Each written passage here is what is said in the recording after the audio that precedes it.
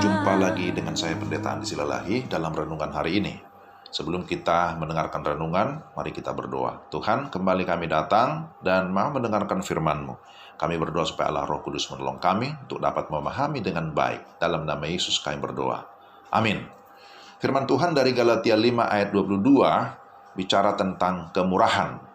Kemurahan adalah buah roh yang kelima yang dicatat dalam Galatia 5 ayat 22. Apa yang dimaksud dengan kemurahan? Saudara, kemurahan dalam bahasa Yunani disebut dengan Christotes. Christotes itu adalah karakter yang menunjukkan sikap baik atau murah hati kepada sesama yang membutuhkan, bahkan termasuk kepada mereka yang tidak menyenangkan. Memang tidak mudah melakukannya. Itulah sebabnya kita membutuhkan pertolongan Roh Kudus. Kemurahan hati merupakan sikap yang digerakkan oleh empati yang sangat dalam untuk memberikan sesuatu kepada seseorang.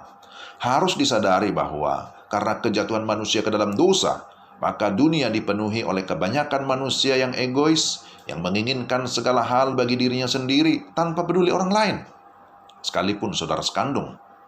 Itu kerap terjadi. Sebagai orang yang percaya kepada Tuhan, seharusnya kita bersyukur karena kita banyak mendapatkan hal yang free atau yang gratis dari Tuhan, seperti matahari, udara atau oksigen, air, tumbuhan, dan lain-lain.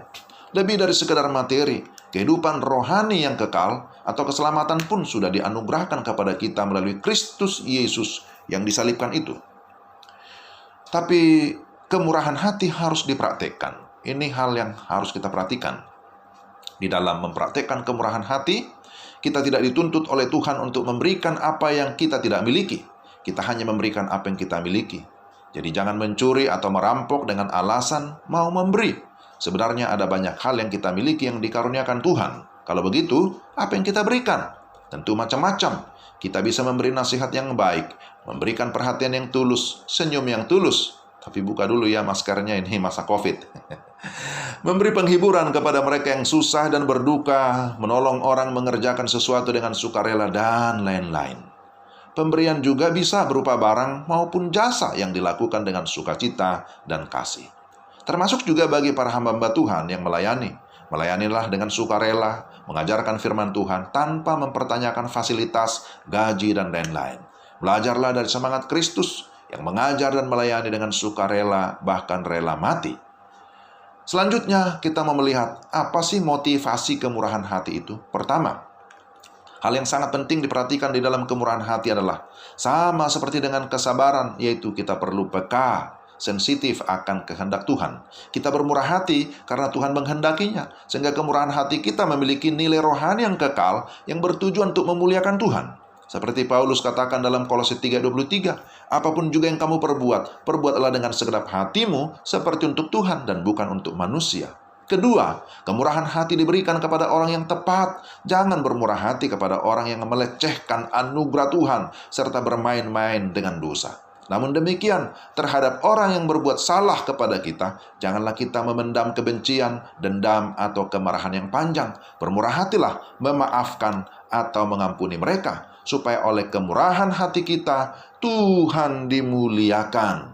Saudara yang terkasih dalam Tuhan, kita bisa bermurah hati hanya oleh karena pimpinan Allah Roh Kudus. Dan kemurahan hati itu adalah merupakan buah Roh Kudus yang memang harus terpancar keluar. Dan sekali lagi, motivasinya, tujuannya adalah supaya Tuhan dimuliakan dan orang lain bisa diteguhkan, diberkati melalui kehadiran kita, melalui kehidupan kita. Kiranya Roh Kudus menolong kita supaya kita memiliki kemurahan hati yang benar. Amin. Mari kita berdoa. Tuhan, terima kasih untuk firman-Mu. Kiranya Allah yang hidup, Allah Roh Kudus, menolong kami untuk kami dapat memahami firman, dan setelah itu kami dapat melakukannya di dalam kehidupan kami tiap-tiap hari. Terpujilah Engkau, dalam nama Tuhan kami Yesus Kristus kami berdoa dan bersyukur. Amin.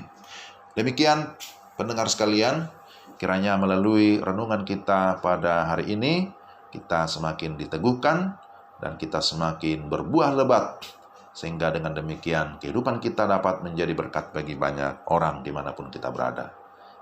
Demikian firman Tuhan. Shalom. Bahwa